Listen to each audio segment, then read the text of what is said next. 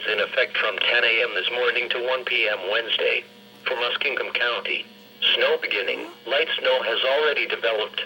Steadier snow will move from south to north late this morning. Period of most intense snow tonight. Snow ending. Widespread snow will end Wednesday. Hazardous travel conditions are expected due to reduced visibility along with snow accumulation.